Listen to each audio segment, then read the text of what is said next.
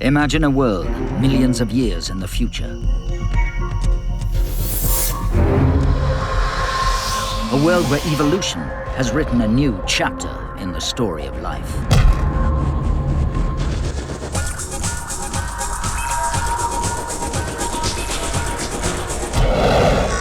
The world is inhabited by very strange creatures, like nothing the Earth has ever seen.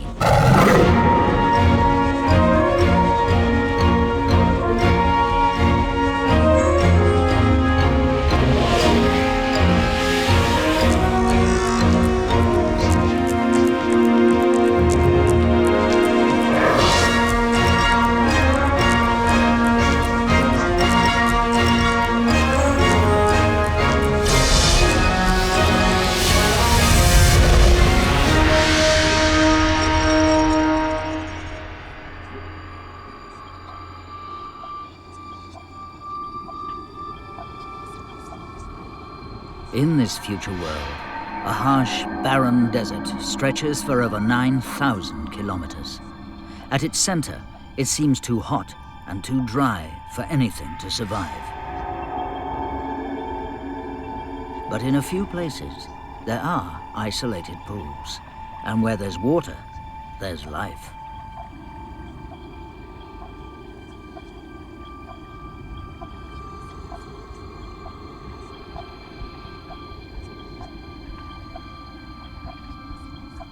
And these mounds are insect cities, each a fortress defended by armies. Armies of terabytes. This desert is so big and so dry because of something that happened. Something that changed the planet beyond recognition. 200 million years in the future, all of the continents come together to form a supercontinent. And this is simply a replay of what has occurred in the past in Earth's history. 200 million years in the past, we had the supercontinent of Pangea. The Earth's crust is broken into vast plates which move very slowly over the face of the globe. Yet, even looking ahead 200 million years, we can predict their movement. Eventually, the continents will fuse into one huge landmass, and this will affect the climate. One of the things that happens when all of the continents become grouped together, you have one huge landmass surrounded by one huge ocean. This has an influence on climate, and the climates become more extreme. So we can even predict the future climate because it depends on the shape of the land. Anywhere where there's a mountain range near the ocean, the inner side of that mountain range is going to develop a rain shadow. And then even more strongly as we move into the center of the supercontinent, getting increasingly distant from the sources of oceanic moisture, the continent dries out, and the center of the supercontinent, much like Pangea in the past, will be an enormous desert.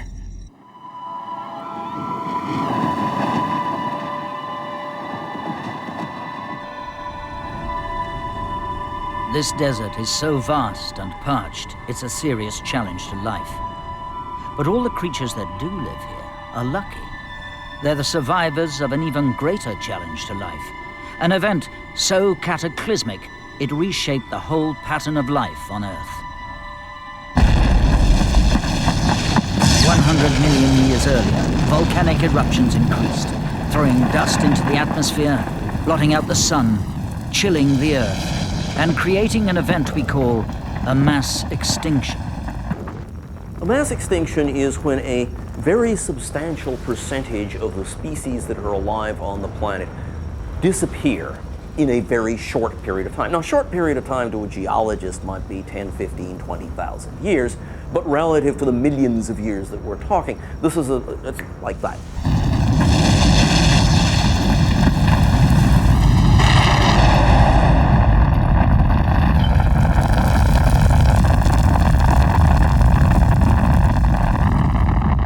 Mass extinctions have happened several times before in the history of the Earth. It's certain one will happen again.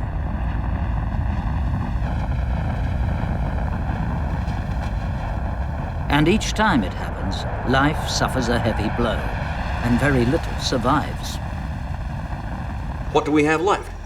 only those few organisms that are generalist enough to get through that period of environmental transition. And for quite a period of time after the mass extinction, the world is going to be a fairly lonely place because there will be very few organisms that actually made it.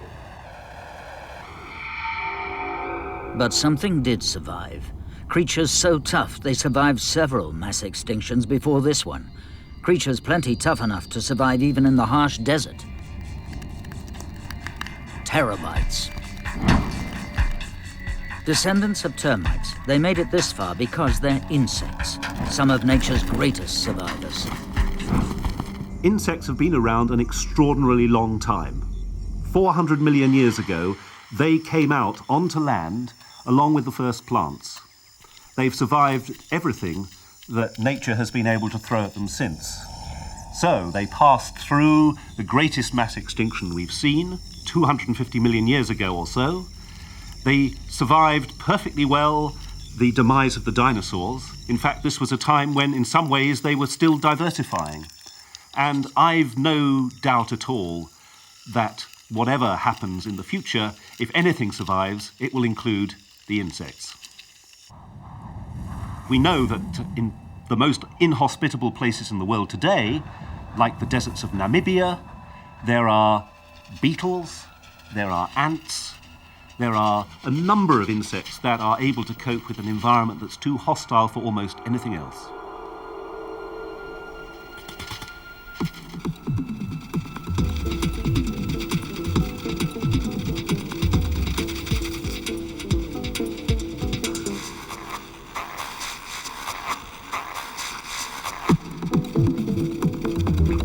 So if anything's going to survive in such a grisly habitat, it will be insects.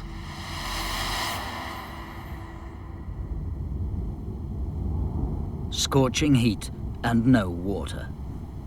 No problem. Terabytes built cities, 2-meter-high mounds, and each city shelters millions of insects from the desert sun. But Terabytes can't hide in their cities all the time. This is a raiding party. Like their termite ancestors, Terabytes are vegetarians. They're setting out to harvest the plants around the pool.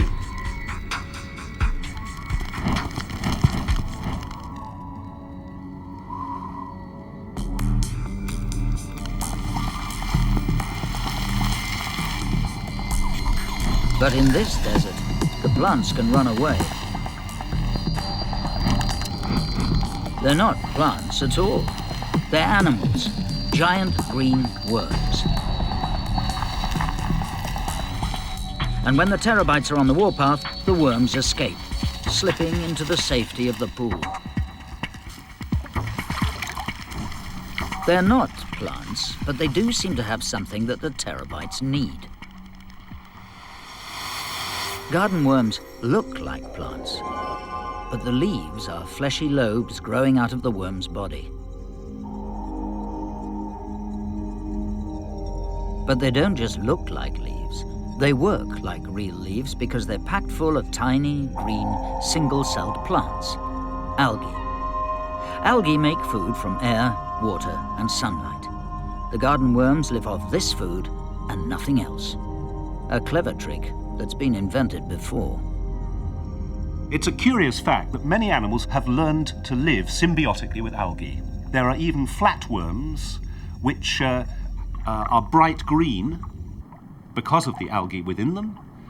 They don't have any normal stomach, they absorb food directly, and they have to bask in sunlight to grow their own food, if you like. These convoluta worms depend on the algae inside them for food, so they don't need a mouth or a gut. But without their algae, they'd starve. Basking in the sunshine is like eating a good meal.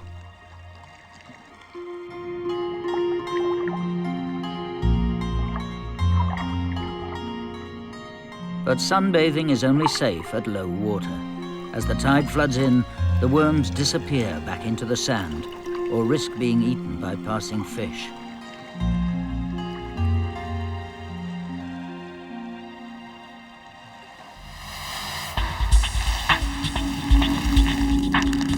All the delicious, conveniently packed algae in the garden worms are there for the taking.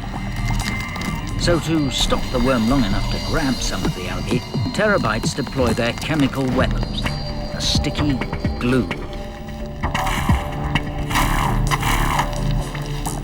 It takes a lot of glue to slow down a worm, but Terabytes have a special cast, gum spitters, that do nothing else. The termites of the future have taken the social caste system that they have today even further. They now have a specialized cast of transporters that carry other specialized termites around to do different jobs within the colony. So the transporters will take individuals with the chemical weapons to where they're needed. They'll take biters to another place. So the whole system has gone up one level of complexity.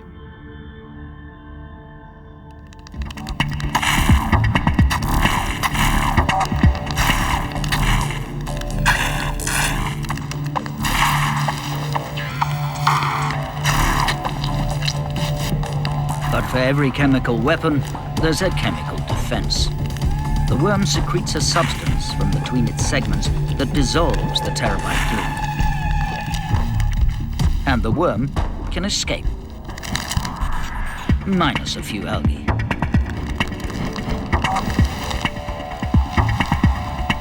Measure and countermeasure. Chemical warfare has been around for a very long time.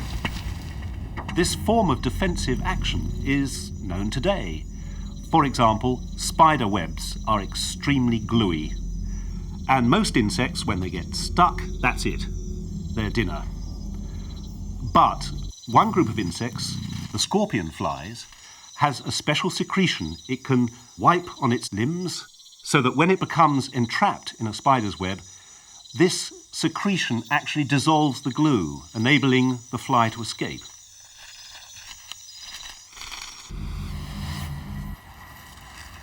The pools that shelter the worm don't dry out, even in the baking desert, because they're connected to a vast underground reservoir. They're gateways to a secret world hidden deep below the surface. A huge network of caves and caverns, underground rivers and lakes.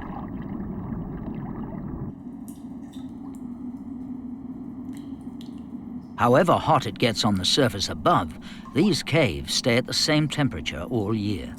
Dark and cool, running for thousands of kilometers under the desert.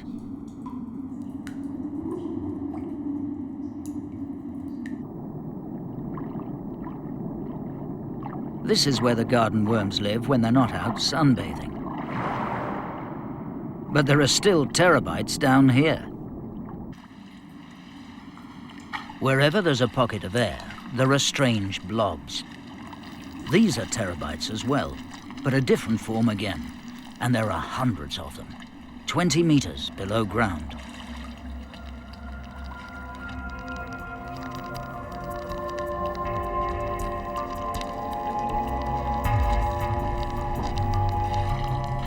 The blobs are water carriers, and their only purpose in life is to drink. And drink, bloating their bodies with water. Transporter Terabytes run a regular ferry service to and from the caves, carrying the fully loaded water carriers back to the nest far above.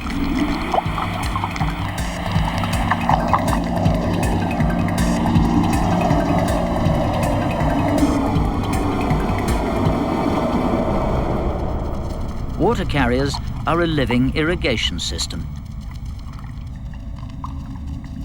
Terabytes don't just eat the algae stolen from the garden worms, they farm it on specially built platforms, tending and nurturing it until there's enough food to feed the whole colony. A water carrier's job is simply to water the crops.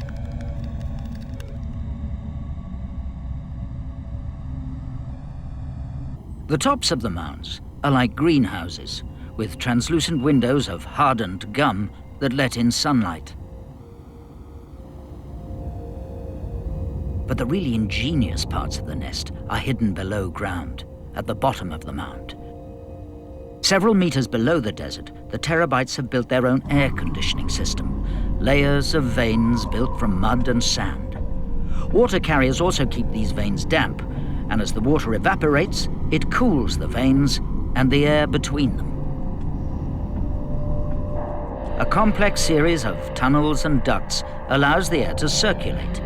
Cool air sinks around the outside walls, drawing warm, carbon dioxide-rich air from the nest chambers into the greenhouses above.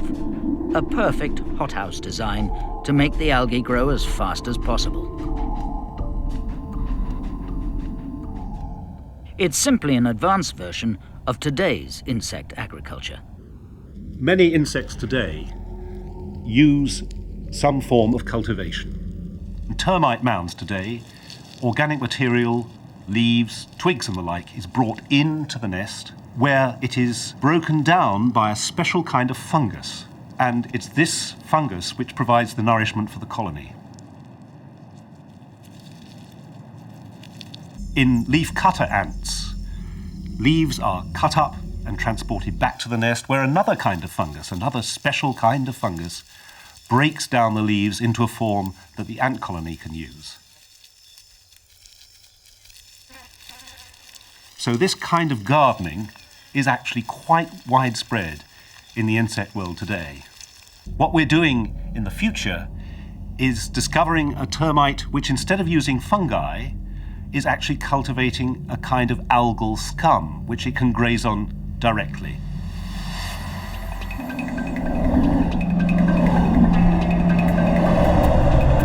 Advanced cities, an elaborate caste system, greenhouses built to feed the millions.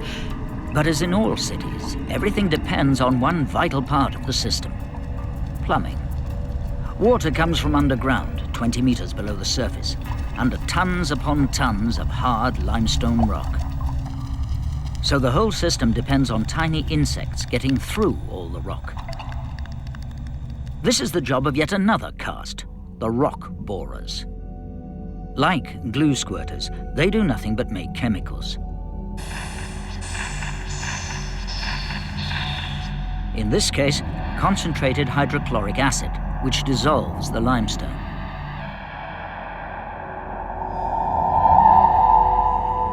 Working together, rock borers and biters with strong jaws can burrow through solid rock to get to the water below.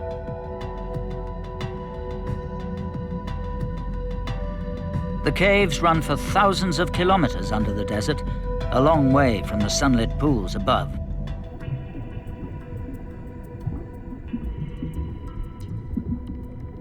Yet they're full of life and aglow with light, a very weird light.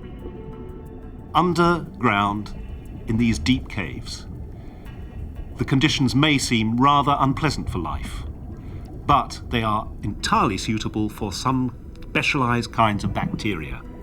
The caves are lit with the bioluminescence, the natural light that these bacteria produce. Bacteria, in fact, are capable of living everywhere, no matter how inhospitable the environment. Go to a boiling hot spring, some bacteria love it. Bacteria are ancient organisms. They've been around on the Earth for at least 3,000 million years, during which time they've colonized every conceivable habitat. Many of them live today in places where you think nothing could live.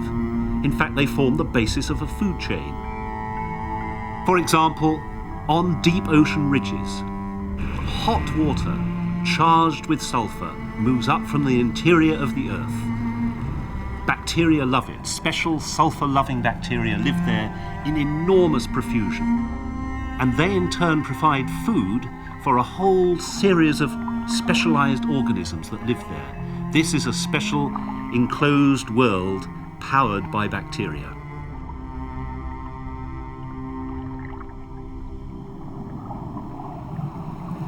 "200 million years in the future, bacteria just like these could be living off minerals dissolving from the rocks. These microbes form a bright, day-glow green turf, dinner for other, bigger creatures. Half-a-meter-long gloom worms feed on the glowing bacteria. and even larger creatures feed on the gloomworms. This is a slick ribbon, a meter-long killer worm. The predator of the caves.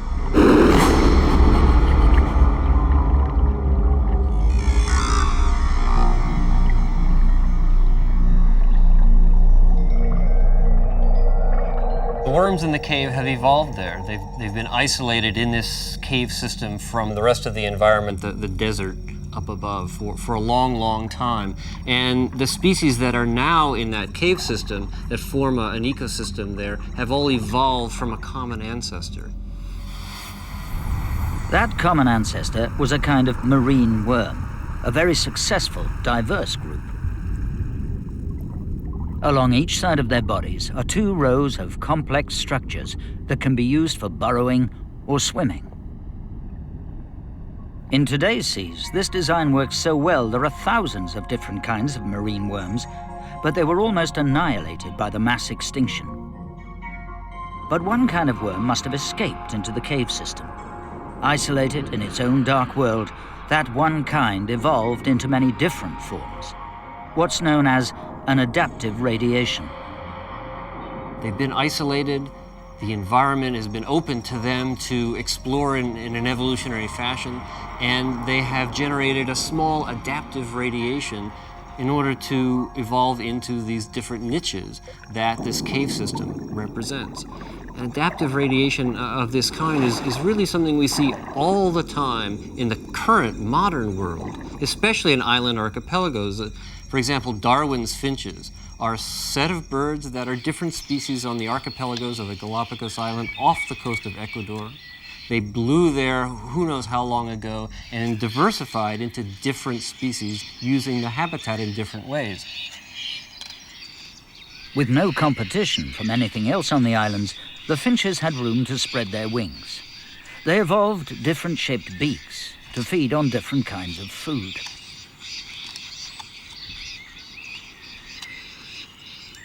Even more spectacular is the radiation, the adaptive radiation, of the Hawaiian honey creepers, which have evolved very different bill shapes, very different sizes, very different food types, all from the same ancestor to take advantage of the highly diverse habitats that they found when they stumbled across the Hawaiian archipelago.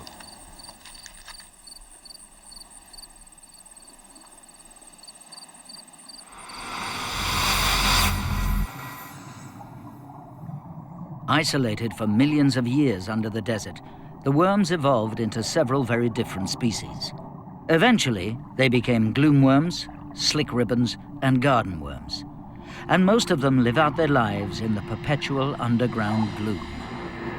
But it's still a matter of life and death down here. Slick ribbon and garden worm. Predator and prey.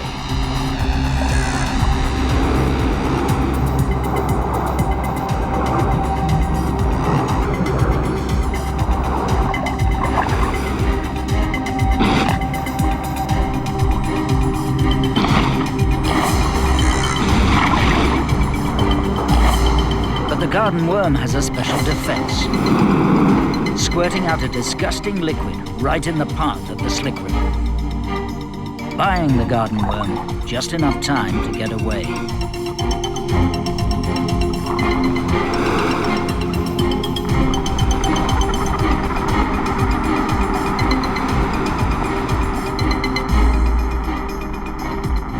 Far above the world of the cool caves, the largest desert the planet has ever known. Yet life still hangs on. Strange desert insects, walking plants, killer worms, all survivors of a devastating mass extinction, living out their lives in a strange new world.